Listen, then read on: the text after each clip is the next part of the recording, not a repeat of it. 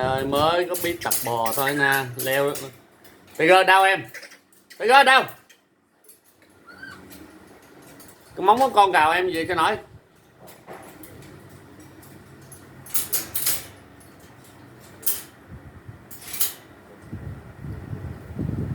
Nào qua đây. Qua đây.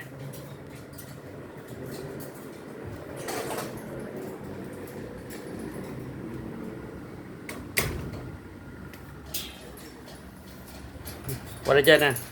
Nè. Qua đây. Nào qua đây chơi. Qua đây con. Nào qua đây.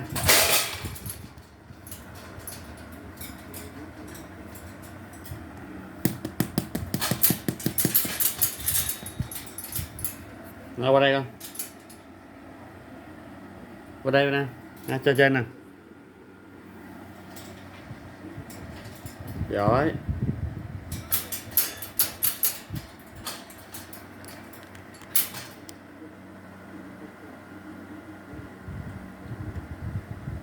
Đấy, là ba hả? Ba. Ồ, đưa tay. Rồi rồi ok, đưa tay ra. Nè, tay nè. Nè, rồi, đúng rồi, đúng rồi. Nắm tay ra làm gì? Nắm tay ra làm gì? Đi đâu á? Chơi đâu đó?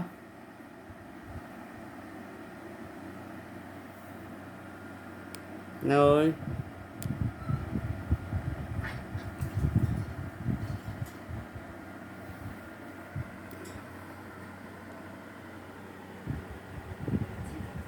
Này nè. Đi đâu? Là ba hả? Ở đây. Ở đây. Ở đây. Lên đây, lên đây. Léo lên, léo lên, léo lên. Giỏi. Giỏi. Léo lên, léo lên. Léo lên, léo lên. Léo lên. Được không? Léo được không? Trơn quá hả?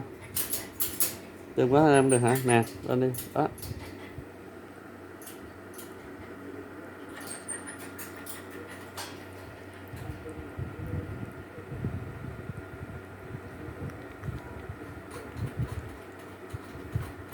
Leo đâu nữa? Leo đâu nữa?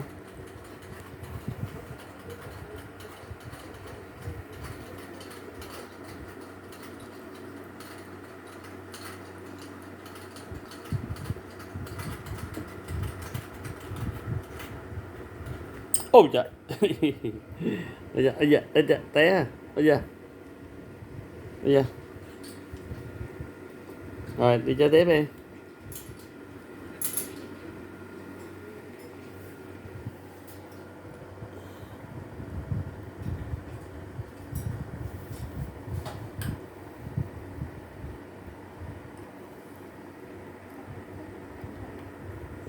Đi chơi với bà hả?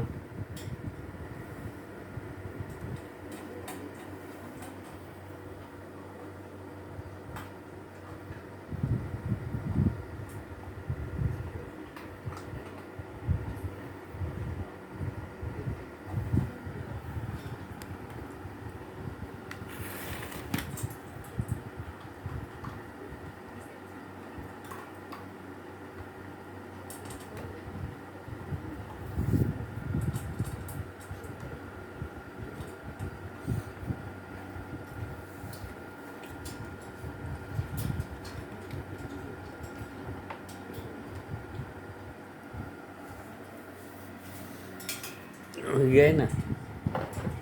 Chọn ghế này nè. Nè, cho ghế nè. Chọn ghế nè.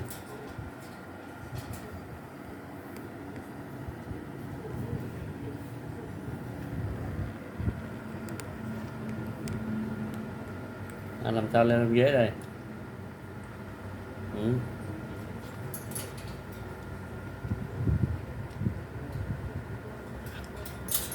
Làm sao leo lên được đây?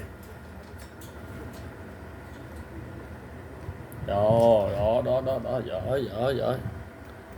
Đó, đó, giỏi, giỏi, ấy, giỏi, giỏi, giỏi. Phải dịnh ghế cho con. Ừ, giỏi, giỏi. Nè, quay lại leo lên nè, quay lại leo lên. Leo lên, phải dịnh cho.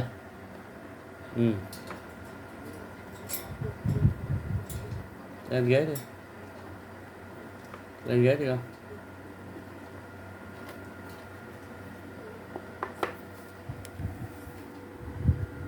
Đó lên.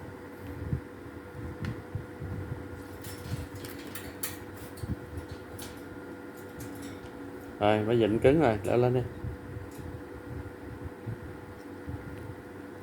Thôi giỏi, giỏi, giỏi, đúng rồi, giỏi quá. Ui giỏi. Đi chưa được hả? Phụ cho, phụ cho, đỡ con lên nha, đỡ con lên. Đỡ con, đỡ nhẹ cho con lên nha. Tập leo nha, bỏ chân lên. Đúng rồi, đúng rồi, đúng rồi đó. Đúng rồi. Ôi. Ngồi nó chơi đi, nhảy xuống chia cho té. Con yếu mà ha, con còn yếu á. Con còn nhỏ lắm á bà ơi. Con nhỏ lắm á.